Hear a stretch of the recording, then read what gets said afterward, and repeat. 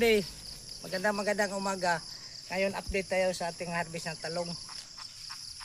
Panglimang harvest natin to sa talong mga kaprumde. Kasi karon medyo maganda-ganda na ang itsura sa ating talong mga kaprumde. Makinis na kaning dahon. Ngayon na medyo nakabaw-ibaw pero marami na namang mayroong insekto na naman mga kaprumde mamaya ang hapon. So, spray tayo nito ng insecticide. Tumbahan na sila mga kaprumde kasi umuulan-ulan na po din dito sa amin. Hindi ka na putol pa din mo. Kaya mag-harvest na naman tayo mga kaprumde.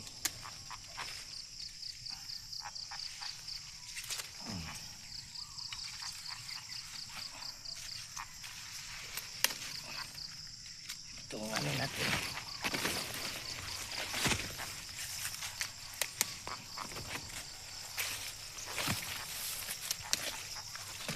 Itong variety pala namin ng kaprumde. Ito yung panatiking. Hindi pa kami nakapagtanim. Mayroon na bing kami kalixto pero hindi pa kami napasidling. Kalixto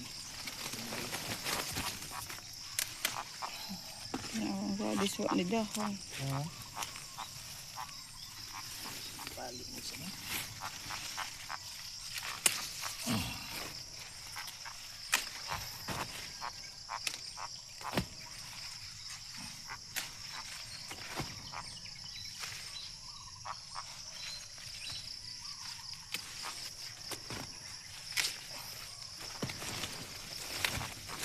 Ang dahon ng radish namin mga kaprumde. Inuubos ng mga insekto.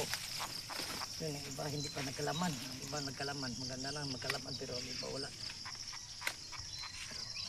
Sinusubo ko lang ngayon nakaprumde kung anong kuwan.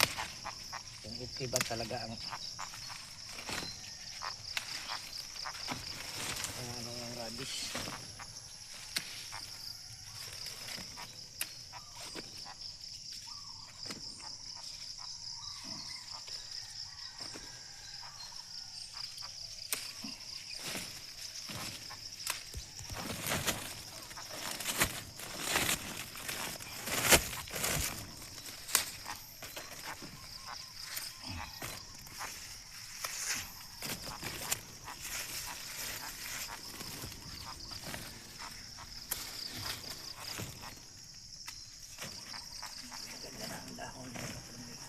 Bawi na siyang kunti pero hindi naman talaga sana dapat ang una hindi siya nagka-aberya ang paglaki ng bunga ng talong.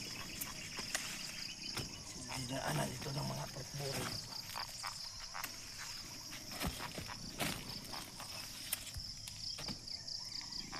Buti na lang sa ating talong.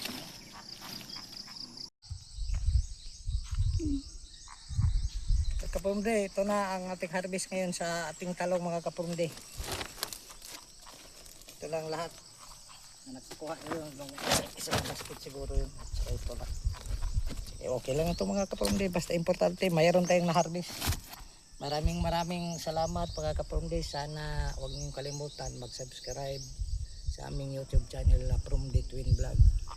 At saka huwag niyong kalimutan mag-share, mag-like, mag-comment. Maraming salamat. Paalam sa inyo lahat.